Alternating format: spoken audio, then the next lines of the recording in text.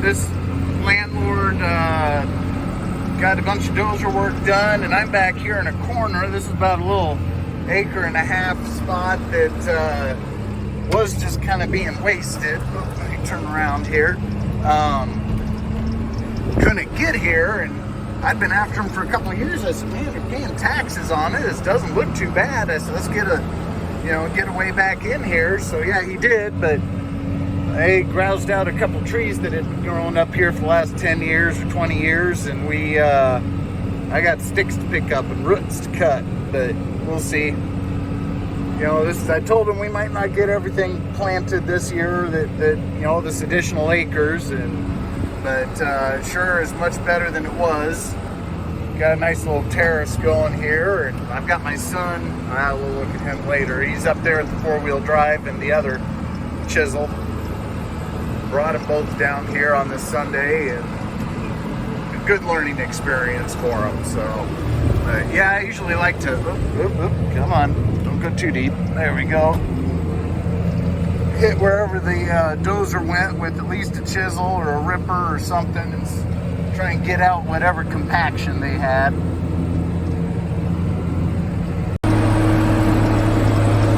Well, this is much better than it was. Really, from about this point over, there's some of this I don't think we're gonna farm this year. Just, oh my gosh, look at all these sticks and roots that I'm digging up, and yeah, it's not worth trying $8 soybeans to run something like that into the combine. I mean, you'd be here forever picking them up. I'll probably just not actually plant this, and then I know somebody that's got an old John Deere. I think they're like a 1000 is the number for the field cultivator. They took all the shanks and they put them all on the back row, and then you can come in here, and it works like a big dump rag. It really grabs all that kind of stuff, and it sure makes it much easier to clean up this area. That's rough. But no, this is gonna be much better, man. There's some, he's probably picked up 4 or 5 acres here, and so yeah. So I'm glad I've got my 2-wheel drive tractor and this old chisel back here, because yeah, at least this thing, I hook some roots and it just kind of stops the tractor. You can't see the big 4-wheel drive. I broke a shank. Well, I got it hanging right there on the back. You see that thing right there? So on the third arm, yeah, broke one of those. Hooked a root when he was down here, and I said, yeah, get that nice one out of here. If I break a shank on this one, I don't care. And like I said, the tractor actually just kind of stops the tractor. So. Back to working on the fertilizer machine. So I had a problem over here on this cylinder. I could tell this hole was egged out, because this hydraulic cylinder, this was actually hitting here. So I knew that was egged out, but wow, I never knew my pin was so wore. Holy cow, I got lucky. That thing could have snapped going down the road. Whoo!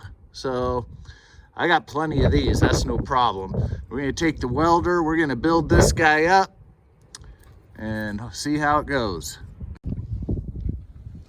Well, I am a software developer, but I gotta say, I think I did pretty darn good there, building that sucker up, and didn't have to use the little die grinder too much, and it's a pretty tight fit.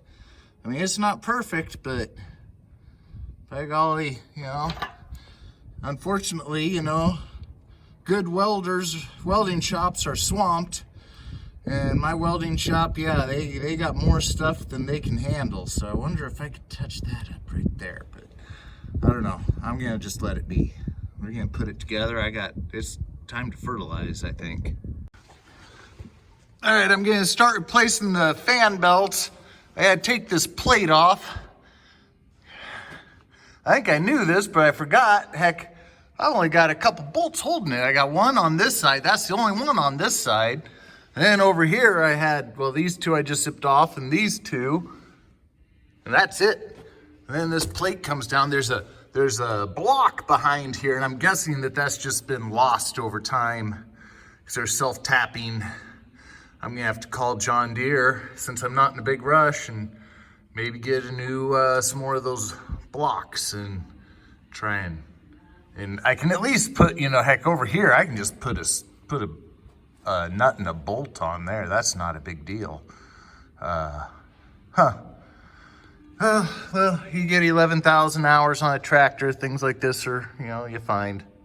All right, now with that plate out, I can see, you know, I can get up in here and I got these 2 bolts to take out.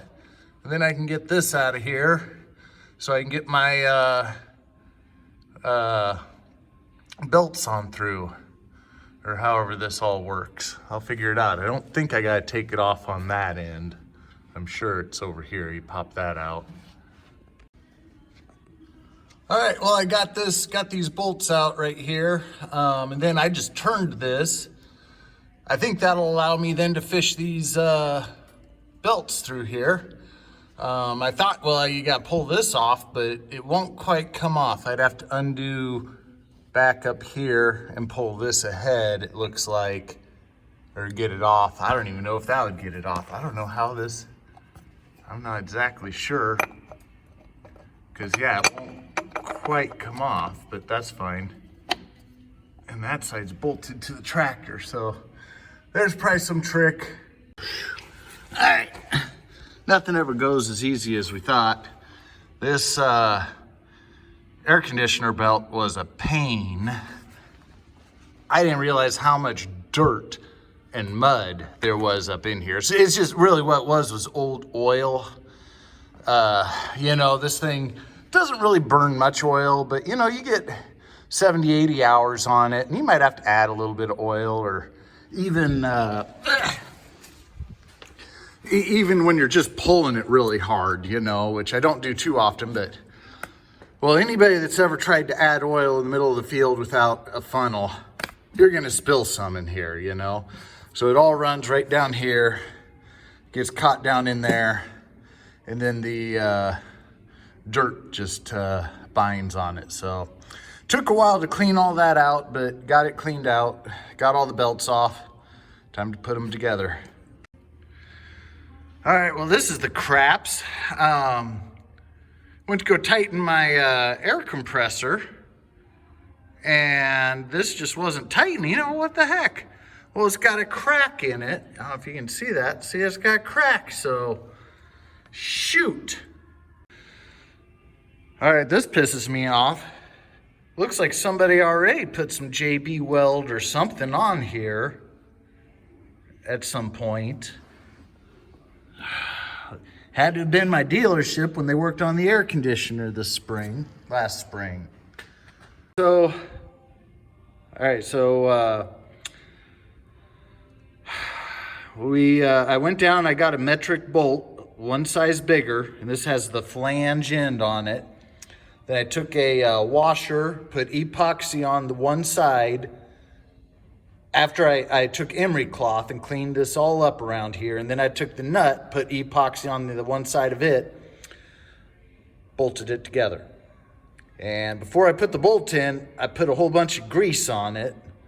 Hopefully that will, in case some epoxy gets in there, it will not stick and I can get the darn thing out. I mean, I'm not really out anything, but you know, I didn't tighten it because I wanted to make sure that, you know, this didn't start to come off. So then I put epoxy all the way around here. So that way, hopefully between the washer and this nut, it will be enough to kind of hold all this together.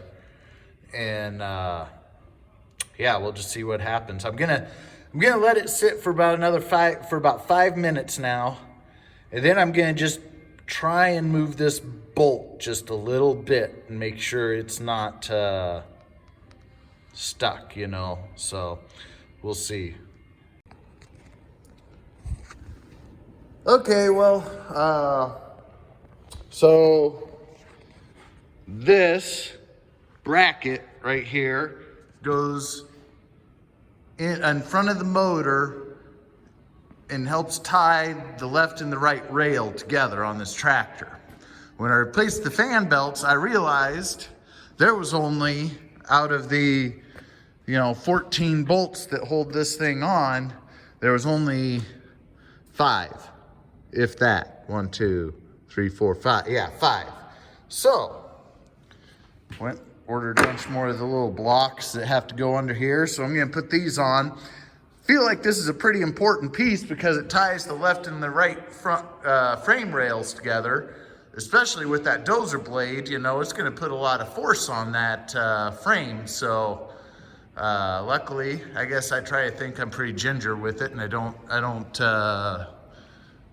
beat it too much, but I have been breaking every once in a while these grade 8 bolts right here, and I don't think that has anything to do with it, but we'll replace it anyways. Like I said, so that's on the docket.